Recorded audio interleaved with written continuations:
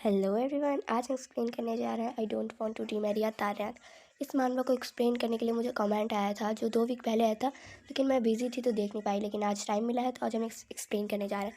अगर आपको ये वीडियो अच्छी लग रही हो तो एंड तक ज़रूर देखना और लाइक शेयर सब्सक्राइब करना मत भूलना। तो स्टार्ट करते हैं। तो स्टोरी की शुरुआत में हम एक तारैन को देखते हैं जो कह रहा होता है, अगर तुम इतनी ही कहने वाली हो कि तो फिर मुझे ये बता दो। वो उसे अपनी वाइफ बनने के लिए प्रपोज़ल दे रहा होता है। हमारी जो मेन कैरेक्टर होती है वो शॉक हो जाती है और अपने पास्ट के बारे में सोचने लगती है कि कैसे उसके अडॉप्टिव पेरेंट्स ने उसकी छोड़ी हुई कंपनी में उसे ज्वाइन करवाया और ज़्यादा काम की वजह से वो मारी गई। देन जब उसकी आँख खुलती है तो वो देखती है कि वो वेडिंग ड्रेस में क्या कर रही है। क्या उसकी शादी हो रही है? वो ऐसा सोच ही रही होती है कि जब वो उधर देखती है कि सारे लोग ने मिडिल एज की तरह कपड़े पहन रखे हैं बिल्कुल। और जो प्रीस्ट होता है वो कह रहा होता है कि अब हम एक्सेप्ट करते हैं काउंट एड्रम और लेडी फिज़ा की बीच की जो शादी है हम उसे एक्सेप्ट कर लेते हैं। वो सोच रही थी फिज़ा, मेरा नाम फिज़ा कैसे है? और जो हमारे काउंट एड्रम होते हैं वो कह रहे थे इधर और मुझे अपने फिंगर्स दो, मुझे इनमें रिंग पहनानी है। हमारी फिज़ा तो एकदम चली गई होती है, ब्लैंक हो चुकी होती है, उसे समझ नहीं आ रहा था कि यहाँ हो क्या रहा है आखिरकार। हमारी फिज़ा तो सोच रही होती है कि ये नावल बिल्कुल रोमांटिक है, ये नावल हमने सुनी है। वो इस नावल को रीड कर चुकी होती है।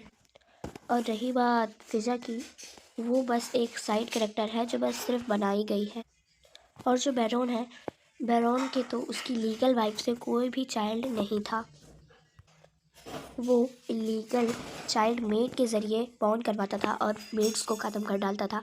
और जब फिज़ा बीमार हो जाएगी तो उसकी दवाई में पॉइज़न मिला के उसे मरवा दिया जाएगा, क्योंकि वो सिर्फ यूज़ करने के काम आएगी। उसका यहाँ पे कोई भी काम नहीं होगा और वो बहुत जल्द मारी जाएगी। फिज़ा की फैमिली काउंट एड्रम को मरवाने के लिए फिज़ा का यूज़ करेगी उससे मैरिज करवाने के लिए, और उसे ये सब करना ही पड़ेगा। फिज़ा बोल रही होती है, ये सब बहुत ख़राब है, मुझे सब ठीक नहीं लग रहा है कि आगे क्या हो सकता है मेरे साथ। वो सब सोच ही रही होती है कि तभी एक मेड आती है और कहती है कि आप अपने ड्रेस चेंज कर लीजिए, आपके पति आपका इंतज़ार कर रहे हैं। वो झूठ बोलती है कि मेरी तबीयत मुझे ठीक नहीं लग रही है, मैं नहीं जा सकती हूँ, आप उन्हें जाके कह दीजिए। उसकी मेड कहती है ये मेरी ड्यूटी थी आप तक ये बात पहुँचाने की, आगे आप जानिए और आपके पति जानेंगे। वो उससे बोलती है लेकिन रुको, तब तक वो मेड उसे अनदेखा करके यहाँ से चली जाती है।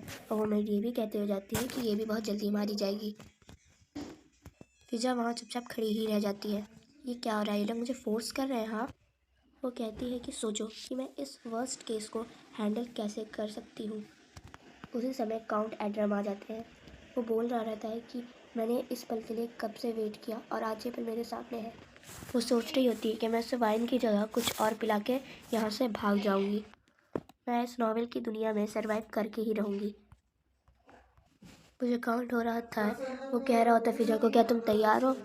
उसके पास जाने से भी घबरा रही होती है।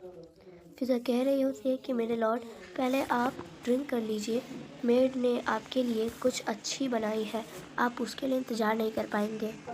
काउंट एड्रम कहता है कि तुम काफ़ी अच्छी सोच समझ कर काम करती हो, अच्छा तो यहाँ आओ। वो अपने फेस पर झूठी हंसी लेके कहती है कि ये कितना क्रीपी है, मैं इसके पास भी कैसे जा सकती हूँ।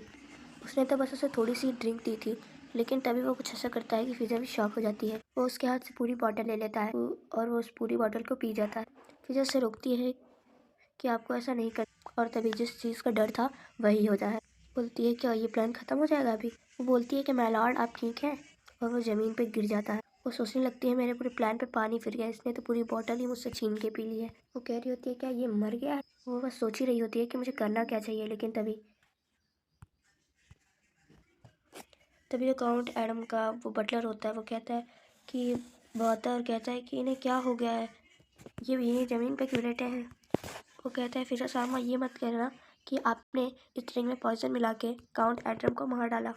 वो कहती है बस इनने ज़्यादा ही ड्रिंक कर ली है, ऐसा कुछ नहीं है, मरे नहीं है, बस ये बेहोश हो गए हैं।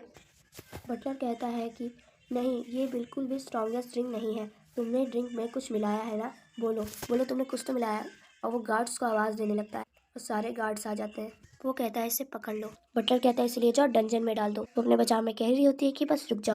कह रही होती है कि मैं इस सबको चेंज कैसे करूँ, लगता है मेरे प्लान पे पूरा पानी फिर गया है, क्या मैं यहाँ सर्वाइव कर भी पाऊँ? वो कहती है अरे हाँ, मैं ये कर सकती हूँ, मुझे बस रमस्यूल को ये दिखाना है कि मेरी भी कोई वैल्यू है और वो मुझे इस बाग पे छोड़ सकते हैं। वैसे भी मुझे इस नावल के बारे में सब कुछ पता है, तो मैं इस कहानी के हिसाब से मैं अपने फ़ायदे में यूज़ कर सकती हूँ। सीन शिफ्ट होता है और हमें अगले दिन का सीन दिखाया जाता है। जो सिपाही होते हैं वो कह रहे होते हैं कि क्रिमिनल को हाजिर किया जाए एम्पायर के सामने। फिजा नर्वस होते हुए एम्पायर के सामने आती है और वो उसे देख के शॉक हो जाती है और कुछ सोचने लगती है। तो गाइस यहीं पे हमारी स्टोरी एंड हो जाती है। अगर आपको इसका एपिसोड 2 जल्दी ही चाहिए तो कमेंट अच्छे अच्छे कर देना। और मुझे तो ये कहानी बहुत अच्छी लगी, आपको अच्छी लगी कि नहीं? अगर अच्छी लगी हो तो लाइक शेयर सब्सक्राइब करना मत भूलना। तब तक के लिए बाय।